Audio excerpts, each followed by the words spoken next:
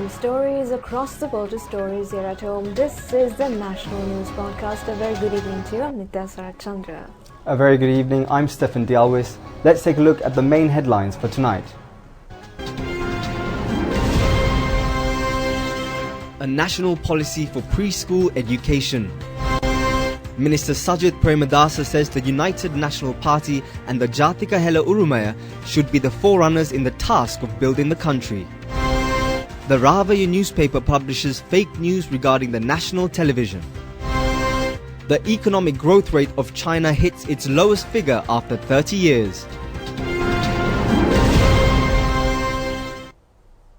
Now, in your top story this evening, President Maithripala Sirisena says the national policy on preschool education will be tabled before the Cabinet of Ministers in the coming week. The President made this statement at a discussion held with governors and the chief provincial secretaries today. The policy document has been compiled by the National Education Commission with the objective of streamlining preschool education, and the views and proposals of A-level institutions and stakeholders involved in early childhood development have been taken into consideration when compiling this policy. The discussions in this respect also focused on the educational and student health issues experienced at provincial levels, the President stated. Steps will be taken to involve the participation of the provincial governors at the cabinet meetings to arrive at policy decisions to address these issues.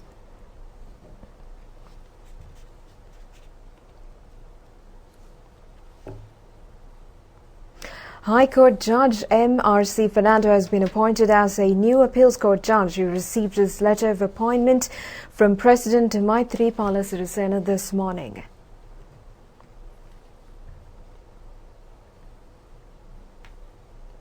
Financial aid was gifted by the President to 9 families with triplets undergoing financial difficulty. 2 million rupees was gifted per family. Meanwhile, the family of Manisha and Denver, who are residents of Talahena and have quintuplets, were gifted 2.5 million rupees. Presidential candidate of the New Democratic Front, Minister Sajid Premadasa, emphasises the United National Party and the Jatika Hela Urumaya should join as one team and become the forerunners in building the country. The minister expressed these views participating as the chief guest at the Special National Grand Convention of the Jatika Hela Urumaya held in Colombo today.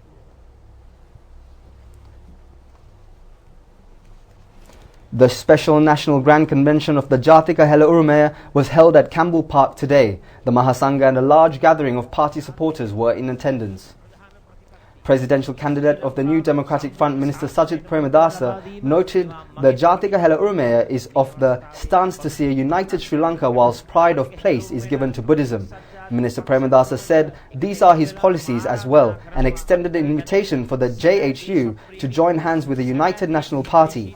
He outlined the task, saying they need to build a prosperous Sri Lanka through the true patriotism whilst preserving the territorial integrity of the country, ensuring protection to minority races and religions whilst giving foremost place to fostering the Sambuddha Sasana. He pledged dedication in creating a wonderful developed nation through an untamed state mechanism that gives priority to skills and talents, setting aside positions and privileges.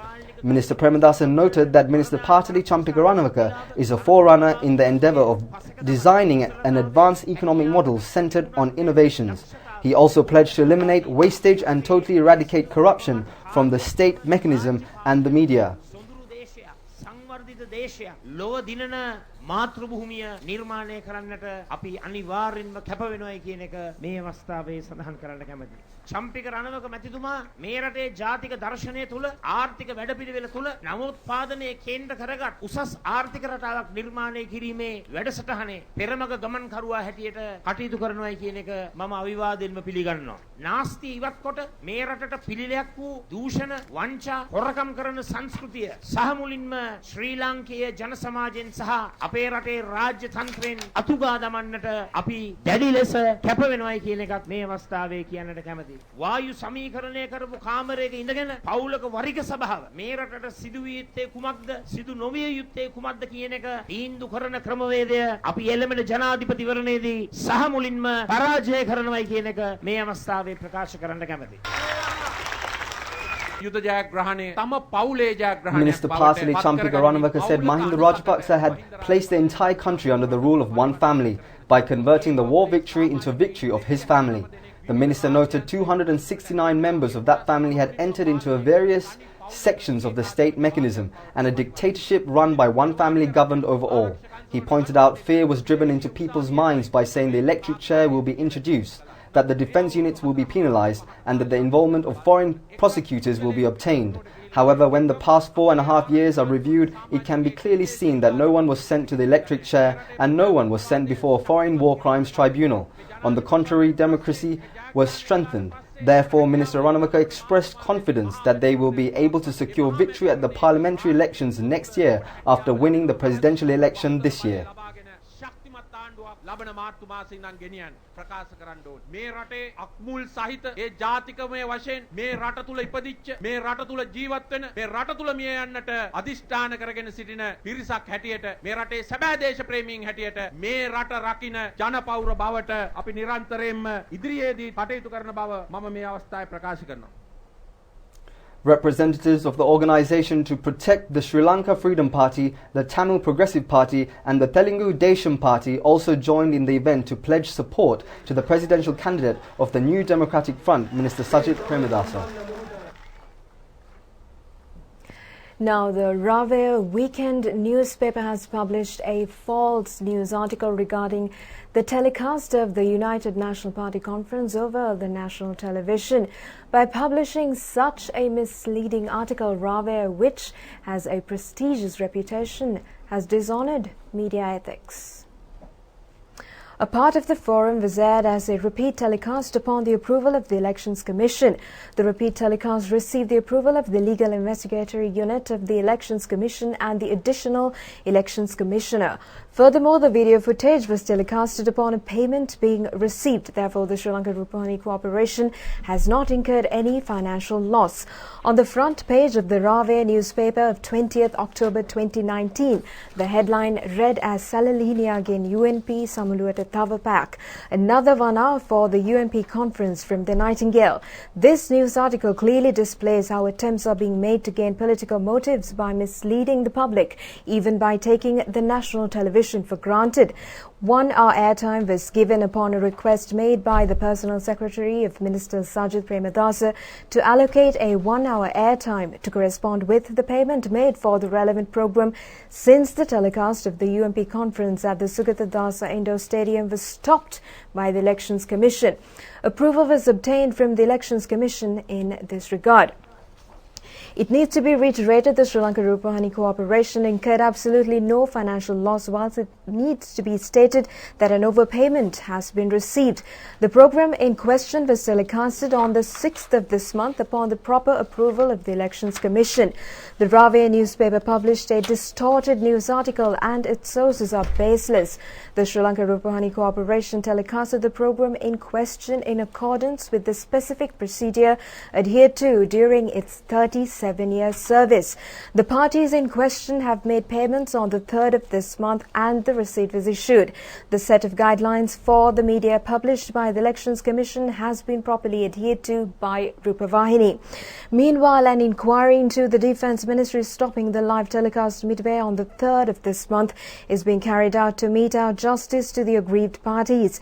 The Sri Lanka Rupavahini Corporation, unlike any other media institution, has a responsibility towards the public, and examples that mirror this responsibility are many. The Sri Lanka Rupavahini Corporation vehemently condemns fake news such as the article published in the Rave seeking to bring the national television to disrepute. It needs to be emphasized that such interested parties that phantom accusations of this nature cannot slur the reputation of the Sri Lanka Rupavahini Corporation. The Sri Lanka Podujana Peramana and the Ceylon Workers' Congress entered into a memorandum of understanding today. The MOU was signed at the Sri Lanka Foundation Institute in Colombo.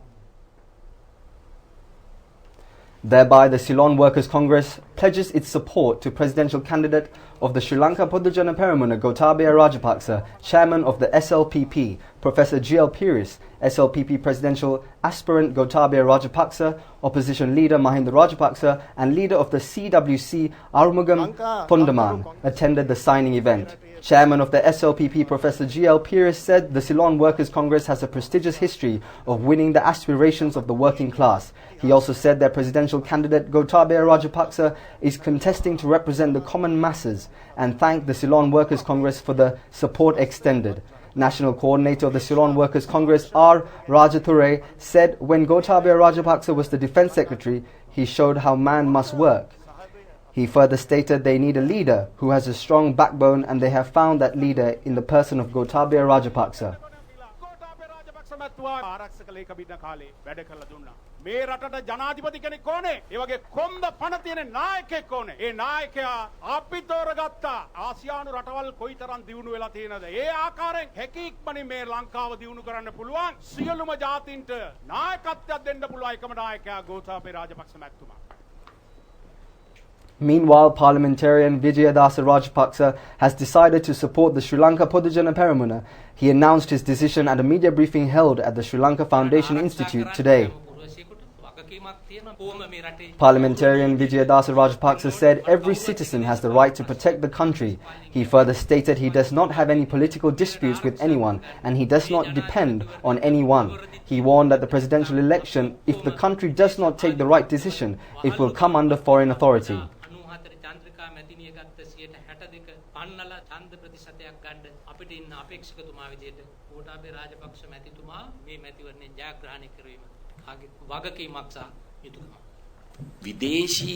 Presidential candidate of the SLPP Gotabaya Rajapaksa said in order to uplift the fallen economy, economic performance enhancers are needed. He also said for the people of this country to live, there needs to be a people-centric economic plan. Now, presidential candidate of the National People's Power parliamentarian Anura Kumara Dissanayake says incorrect decision-making has resulted in the collapse of the entire transport sector.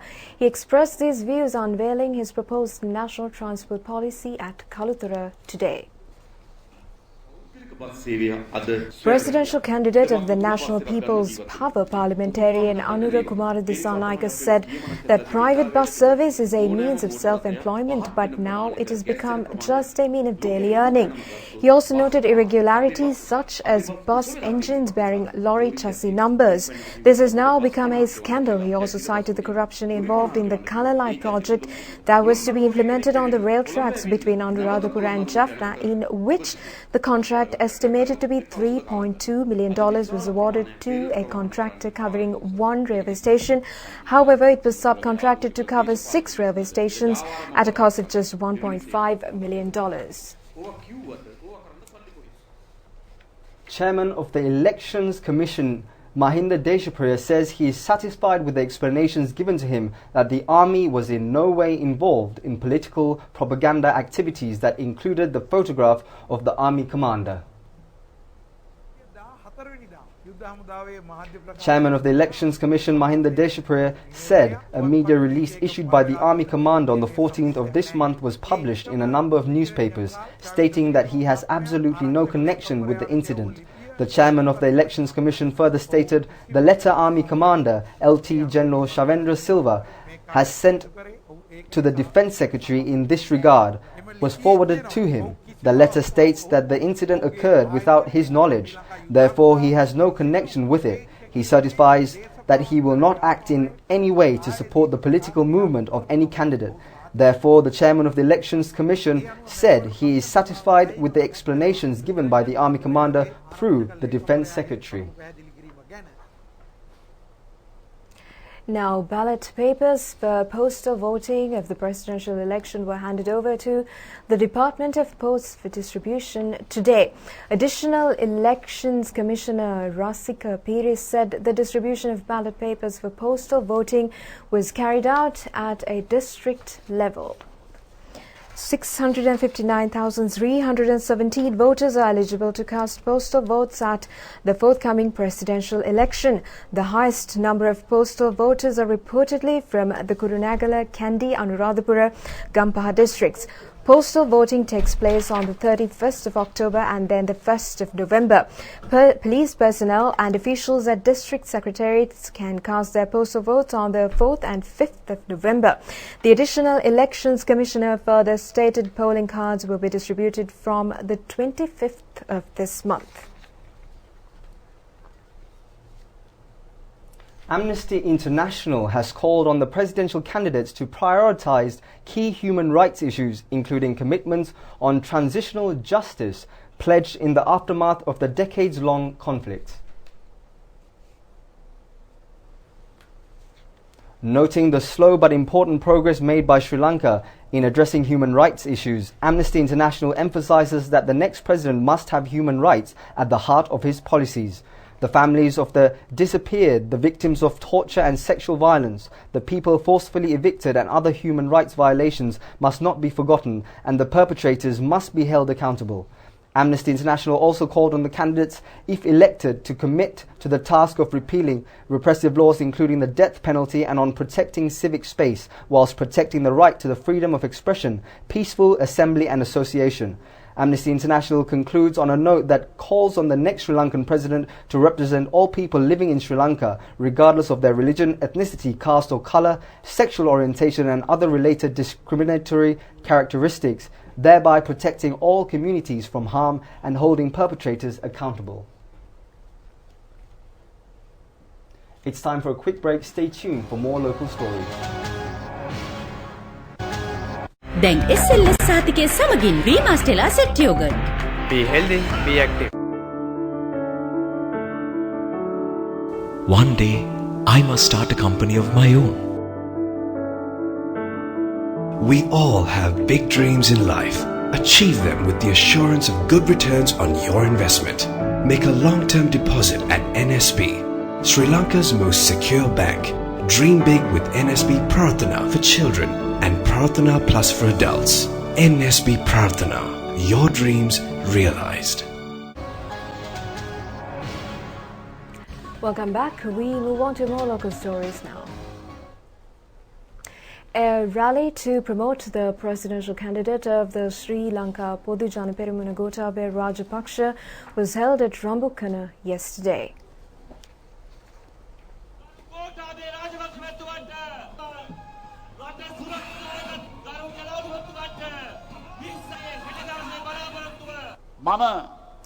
Presidential aspirant of the Sri Lanka Podu Jana Peramuna Gotabaya Rajapaksa said he looks forward to accepting challenges and implementing the tasks he undertakes.